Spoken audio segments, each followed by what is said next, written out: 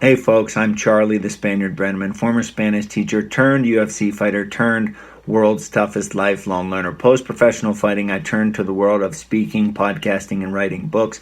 Having written 2 books of my own, I love reading and I love teaching. On The Spaniard Show, I read and teach about a wide variety of books. Books like Digital Minimalism, books like Stillness is the Key. I interview guests, a wide variety. Guests like Scott Adams, guests like former UFC fighter Kyle Kingsbury. I even had the What You Will Learn podcast hosts on my podcast. Episode number 293. Adam, and myself talk about books. We talk about our reading strategy. We talk about podcasting. Really awesome stuff. If you're into books, if you're into learning, if you listen to the What You Will Learn podcast, I invite you to check out The Spaniard Show as well for a different take on different books and different guests. Thank you.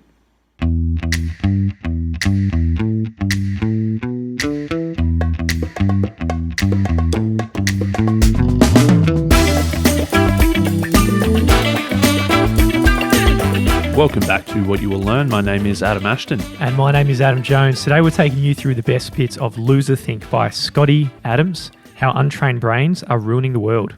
Scott says that despite some obvious evidence to the contrary, we all have a brain and we all use our brain, but most of us have never learned how to think effectively. So this effective thinking, it's not correlated with IQ and all these other psychometric tests and things that are meant to measure your innate intelligence. We're talking about the thinking that is a learned skill. And if you look at social media and everyone harping around the world and how sure everyone is about their opinion, you've probably seen a lot of this absurd and unproductive methods of reasoning that are going around. And Scotty, he's calling this loserthink. Yeah, this is loserthink. Loserthink doesn't have anything to do with being dumb or being uninformed. Loserthink just means being unproductive and ineffective. He's saying that there's plenty of smart and well-informed people that are still practicing loserthink. You're not thinking properly. You're not using proper thinking techniques. You've never learnt the skill of thinking effectively. And some people who have learnt how to think are probably scamming a lot of the loser thinkers out there. Everyone's probably seen the rich Forex trader that pops up on your YouTube before you're about to watch a video, and they pull out the camera and the selfie in front of their Porsche and their Ferraris, and how they're just getting rich through very simple and easy means. And a lot of people can get lured into this kind of stuff. Yeah, if you see their Instagram feed, they got the watches, they got the girls in bikinis, they got the private jets, they got the mansions, and then you see every so often they've got a green on their screen, the trade paid off, they made $5,000 on this trade, they made $3,000 on this trade. All you're seeing is all these winning trades, and you think, oh man, this seems so easy, this seems great, I should get in, I should pay this guy $5,000 to do a course. Quite literally for you, hey? Scott Adams said that's a classic loserthink mistake. If all you're seeing is how many times somebody hits the target, that's loserthink. If you're trying to judge their accuracy, you need to see how many times have they shot, how many times have they missed. On the Instagram feed, all you're seeing is the winners. That doesn't tell you anything about how good they are. Well, you're a fantastic case study on this, I think, because you've always had a very good IQ, and I think I'd say right now you've learned how to think effectively, so you're not falling for any of these traps.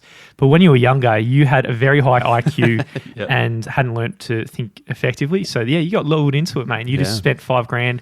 You saw someone in their pitch, they made, every year $150,000. They looked dumber than you. That's why they deliberately put a dumb looking person up there, and you're thinking, fuck, if that person can do it, surely Big Ash Show can come and clean up. That's it. And Scott says, when lots of money and lots of complexity are combined, fraud is nearly guaranteed. Like trading the foreign exchange markets is extremely complex, but if you boil it down to be something so easy and so simple and anybody can do this, then they're about to rip you off. Yeah, I think that quote explains a lot. Lots of money, lots of complexity. There's a lot of different industries that have these two things combined. Like if you look at the food pyramid, for example, mate, 15 years ago, it was so fucking wrong. It was unbelievable. It had like carbs as the main thing.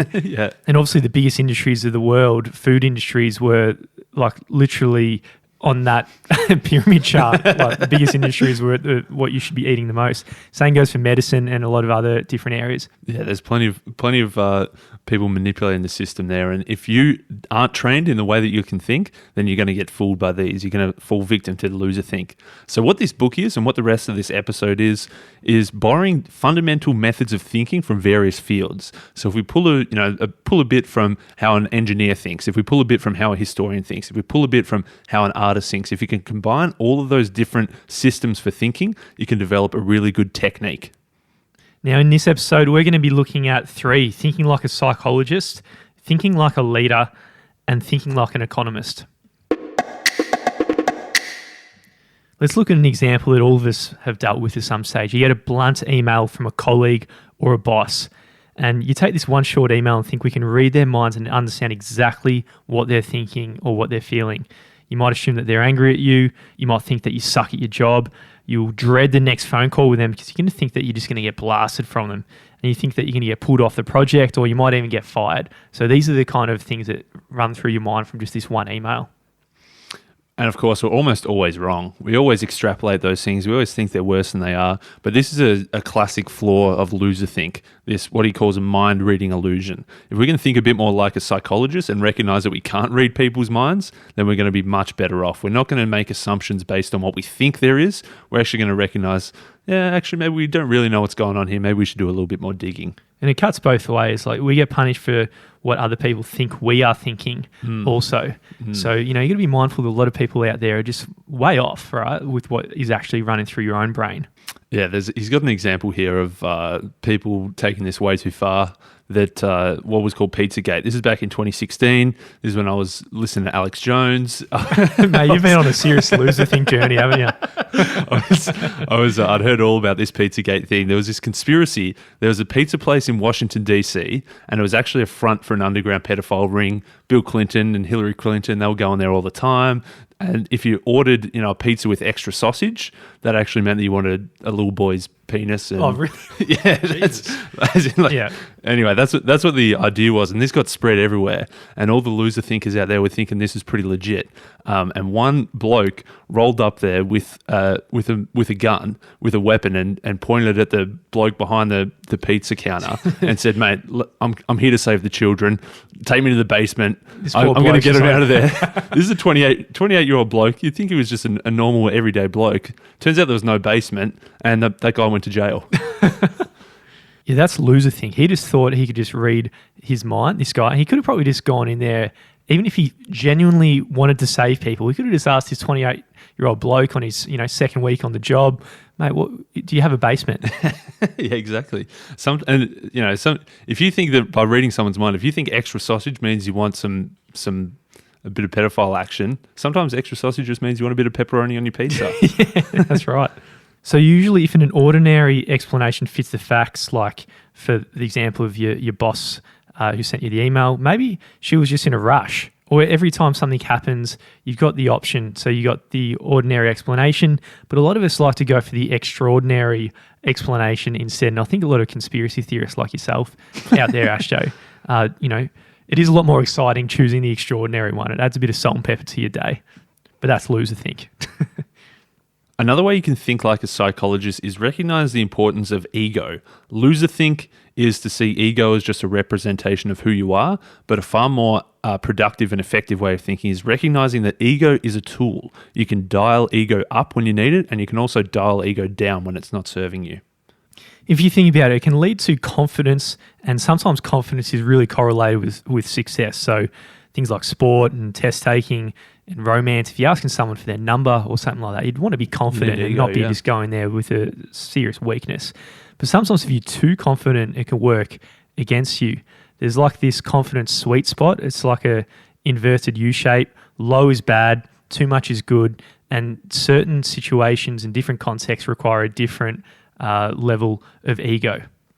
The example is like in a job interview. If you tell yourself beforehand that you're the best person for this job, there are so many people trying to get it, but I'm the best candidate there is, that's good. That's going to bump up your ego to the point where you're not so nervous, you're not jittery, you're not like speaking in a way that makes you come across as a bit of a loser. If you dial up your ego, you're going to be much more confident. But if you dial up your ego too much to the point where you come across as arrogant and douchey and self-entitled, that's going to be bad as well. So you need to, if you're feeling really not confident, dial that ego up. If you're feeling super, super confident, maybe dial that ego down a little bit. And for different contexts, so say Ashjo, you enjoyed a bit of basketball when you were younger, you might have this goal of joining the NBA on a team. And that's probably a bit irrational. You're hitting your, approaching your late 20s now, and you could be a bit fitter compared to the NBA players. I'm trying to be as polite as possible there. But maybe that's not a realistic goal. owning an NBA team, maybe it's still a bit of pie in the sky kind of stuff, but at least it's going to add confidence in your dreams and aspirations, because directionally it's going to, in this situation, help you. We met a podcaster recently, a guy from the US, Charlie, the Spaniard. He used to fight in the UFC, and he actually does a book podcast as well, where he does a daily podcast, like 6 or 7 minutes on the best bits of each book. And he interviewed Scott Adams as well, and Scott Adams was saying, he gave a couple of good examples. So one example is if you're buying your first house, it's pretty, I guess it's a scary thing. It's a lot of money. There's a lot of people involved. There's the mortgage broker, there's the bank, there's the solicitor, there's the people buying the house, there's a buyer's advocate, there's a seller's advocate. If you think that, man, this is so complex, your confidence is going to be very low. But Scott Adams was saying, if you look around at all the people who have bought houses and recognize that they're no smarter than you and there's nothing special about them, that's going to dial your ego up to give you a nice boost to have a bit more confidence. On the other hand, Scott Adams, when he started his Dilbert cartoons, the people that were buying his cartoons and newspapers, they said, hey, we really like the Dilbert strips when he's in the office. So in the beginning, Dilbert was doing a whole bunch of random shit, but then he thought, okay, if you're buying my cartoons, maybe if he had his ego too high, he would say, no, I'm the artist, I get to choose, I do it however I want to do it.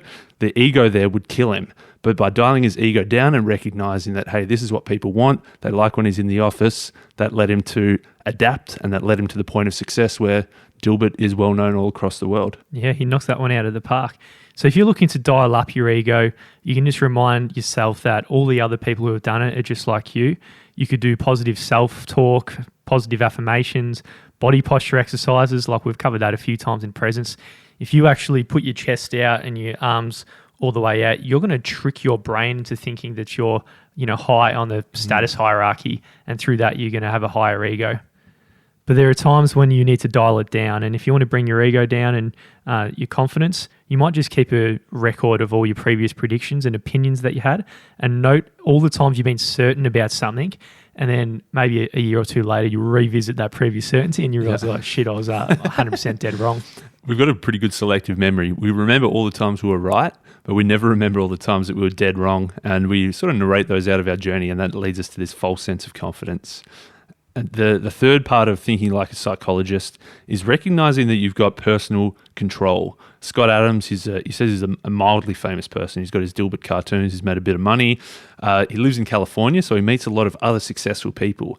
And he found that the one thing that separates successful people from unsuccessful is luck. And then he said the second thing is luck plus a sense of control. Successful people are the ones who believe that their fate is determined by their own actions.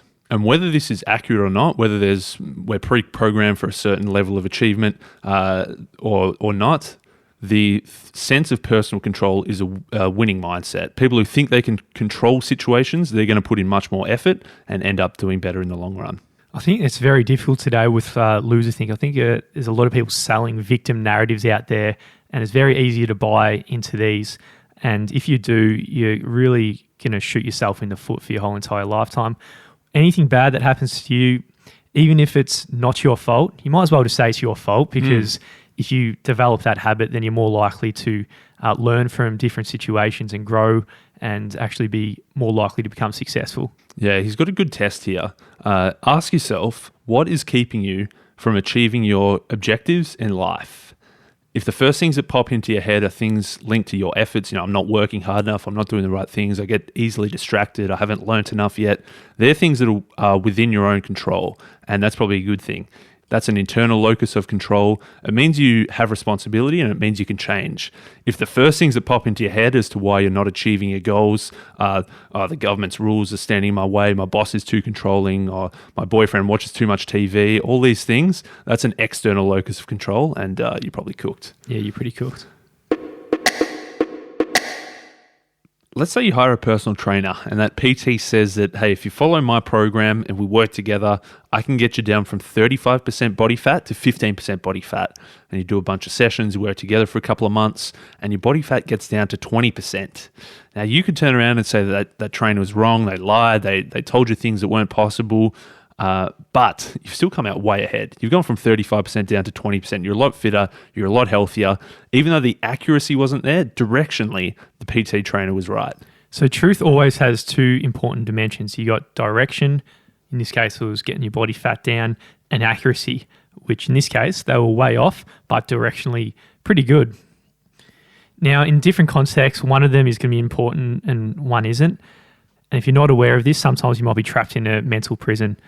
For example, if you've got a structural engineer like myself and a client comes up and says, hey, we want to build a new building here. We've got this level of, this is our soil and this is what we can put in there for foundations for the building. How high can we build it?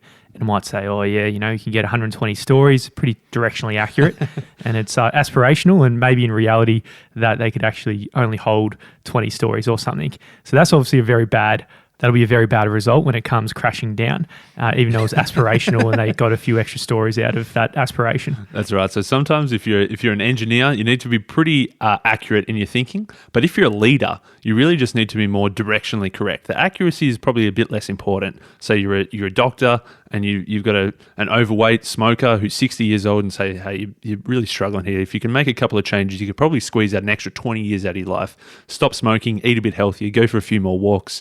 If you get 10 extra years out of your life, that's probably a good win. So it wasn't accurate, but directionally it was correct. So if you're a politician, for example, and you want to get to low carbon economy, you might have this really aspirational goal of going to, say, zero carbon by 2030. Almost impossible to actually get done. But because you've got that aspirational target, you're going to get much further along the journey if you didn't have that directionally accurate goal. Yeah, exactly. If your country cuts your carbon emissions by 80% and you turn around and say, hey, no, you said 100%, this is bullshit, you're a liar, you're a con artist, that's loserthink. You got to recognize that the direction there of cutting a big chunk, not all, but a big chunk was a good win. So according to Scott Adams, politicians are probably doing it pretty good, because directionally they've got all these aspirational, they've got these huge goals when they're campaigning for things, but their accuracy is horrible. Yeah. Like if you look back at their track record, almost across the board, that all of politicians fail, but they're doing it right in terms of direction. Yeah, that's right. So that's all about thinking like a leader. You got to recognize the importance that accuracy, much less important, directionally correct means you can inspire people and start moving in the right direction. Another important part about thinking like a leader is overcoming what Scott calls couch lock. He says lazy people and stoners, they have this thing where they can't motivate themselves to get off the couch, and they feel like they're locked to the couch. Your body is physically able to get up from the couch, and presumably you probably want to get up and do something, but you just lack that motivation. You feel like you're stuck. You feel like you're trapped inside your own lazy body. Yeah, I think it's something that we all have at some stage in our lives, and the key to overcoming this is to think about the smallest step that you can actually do without much effort. So it might be just literally moving a pinky finger, which sounds pretty ridiculous, but at least it's the small step in the right direction. Yeah, sometimes standing up and going to your desk and sitting down at the computer and starting typing away is a massive step. But if you can start by just wiggling your pinky finger, you regain that sense of control, that sense of agency over yourself, that you can control your body. And after you wiggle your pinky, then maybe you start to move your wrist, and then maybe you start to move your arm, and soon enough you're able to stand up and you can get back to what you should have been doing. Mate, I think it's definitely the case with huge projects like the book we're writing at the moment. I think if we thought about how big this project was going to be before we started, there's no way we would have gotten started.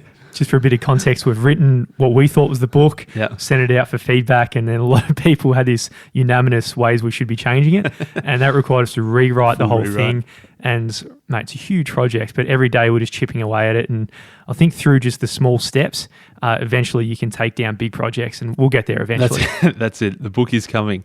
And Scott says that this is how he got started, by pivoting out of his stalled corporate career and becoming that famous cartoonist that we know from the Dilbert cartoons. So all he did, obviously it's a big jump from working in a bank to being a famous cartoonist. He focused on the smallest possible step that he had control over. And what he did was he set his alarm 30 minutes earlier every single morning. So he'd get up early, he'd drink his coffee, he would draw one cartoon each day, and then he'd go to work as normal. So it wasn't a massive thing. It was just waking up a little bit earlier, doing one drawing each day, and then going about the rest of his day. So each day wasn't a big step, but when you add them all up, those tiny little incremental steps added up to some serious progress.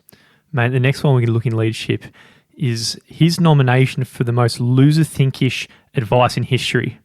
And that is stay in your lane. Yeah, it's something you see often on social media. If someone shares an opinion, and it's pretty easy to just say, "Oh, stay in your lane." You've got no idea what you're talking about. Yeah, 100%. And he says it's like advice you should be giving to your worst enemy and not your friend. I get it all the time. Stay in your lane. I'd imagine you do as well. We're both... we're going pretty outside of our lanes, reading books, and yeah. Well, we've lane changed in our careers a fair bit as well. Very. But if you look at the most influential people in the world, they haven't really stayed in their lanes at all. Like he's got the example here of the two most influential politicians in the US right now, used to be a real estate developer and a bartender. Yeah, you got Donald Trump, who was, developing real estate in New York and eventually went on to become president. And then you've got AOC, who was the youngest ever woman elected to Congress. She was a bartender, and she's now one of the most important people in US politics right now. If you think about all the books that we've read about people who didn't stay in their lane, Range, Originals, the Malcolm Turnbull, Steve Jobs, those biographies, Linchpin, Elon Musk, Scott Adams' other book, How to Fail at Almost Everything and Still Win Big. These are all about not staying in your lane. These are all about learning new things, trying new things, experimenting, stacking different skills and careers together, and really building on not being in your own lane. Yeah, they all come together quite nicely, because if you keep moving your lane, eventually you're probably going to find a niche in something that no one else has, and you might be the best in the world at this specific thing. For example, you might stay in your lane as a lawyer or an engineer. In my case, say if you're a structural engineer, it's very hard to actually become one of the best in the world at that topic. You've got millions of other engineers to compete with.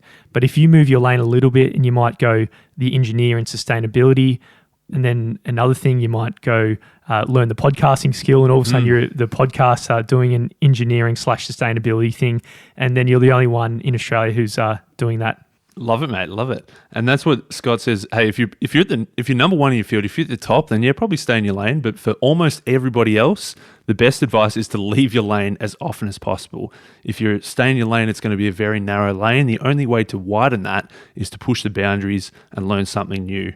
Scott Adams says that his favorite sentence of all time is, "I don't know how to do that, ... but I can figure it out."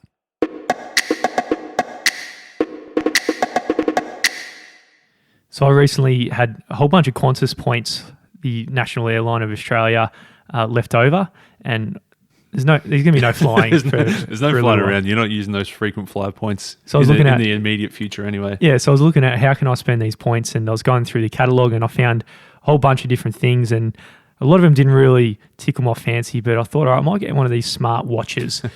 So I went and I got an Apple Watch, and my points didn't get me there. I had to spend an extra $350. The Apple Watch arrived, and then I put it on. The first few days I thought it was pretty cool. I think I showed it to you on a Skype call, and Yep. It was like trying to do a few of the gadgets. But over the first few days, it just kept buzzing and I was like, fucking... and wanted to throw it out, really.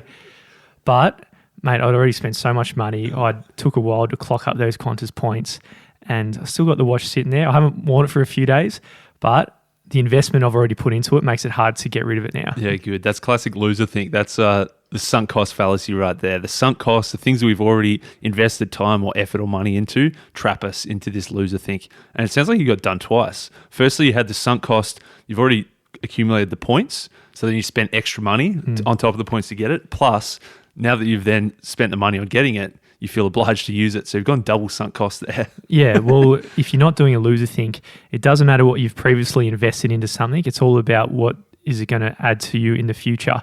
For me, this Apple Watch is going to, if I was honest, it's going to be a net negative in my life. But it's very hard after you invested in stuff to just Exactly, get rid of it. it is. And that's thinking like an economist. That's one thing that if you studied economics, you'd learn about sunk costs. You'd learn that the things that you've already invested in shouldn't impact on your future decisions. You should only be looking to the future.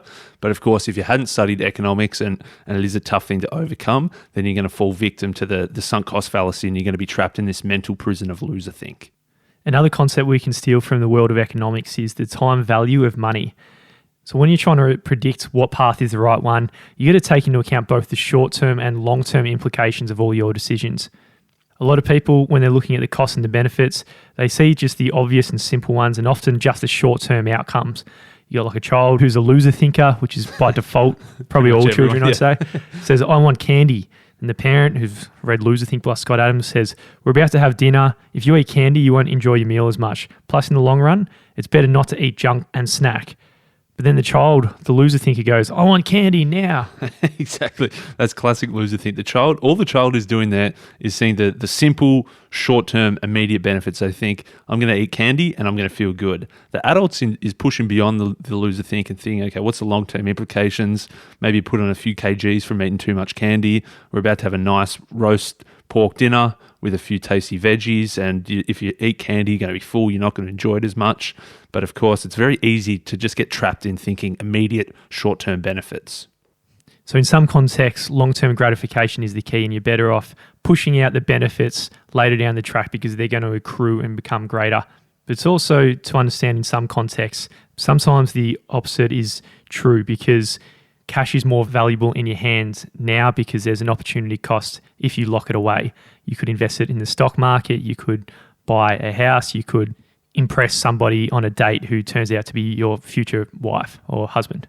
No, so there's some of the things that economists know and learn. Economists learn about sunk costs, they learn about time value of money, they learn about opportunity costs.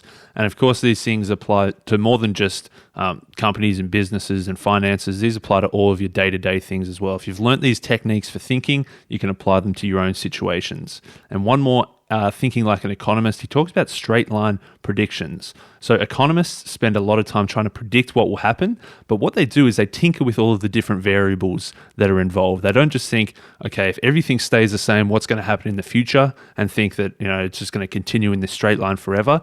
They try to make some assumptions and test some different ideas. Say, hey, if this variable changes by 10%, what's going to happen? Or if this thing here disappears entirely, what's going to happen?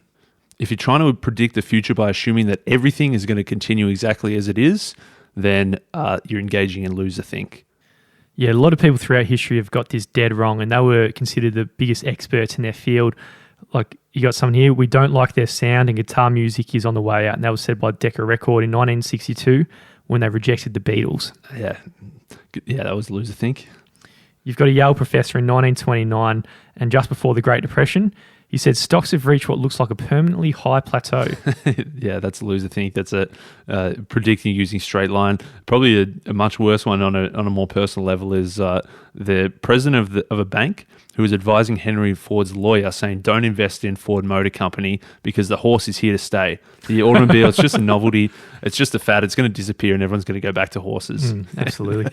That's there's a bit of that going on recently, I think, with all the people out there who are talking down my investment, which I've probably gone against all our investment advice in all of our books and haven't diversified. I've just put it all on Tesla. And all the bears out there, mate, they're saying Tesla's going to go down, and I've just seen it just go up and up and up recently. It's been absolutely beautiful. Mate, it would be loser thing to think that the current things are going to stay exactly the same and the current trajectory is going to continue forever and ever. That's loser think. Mate, it's going to keep on going. just keep going. Automotive, batteries, solar, it's just all going in one direction. It's going to reach the moon, and I'm going to retire rich and happy and hang out with Elon.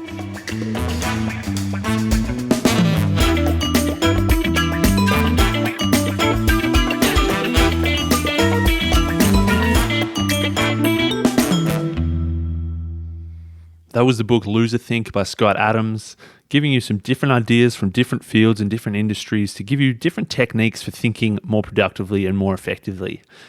Now, as to what we personally thought about that book, we like to leave our personal opinions out of the episodes because we know that reading books at different times and different people in different circumstances, one book that we don't necessarily like could change somebody's life altogether.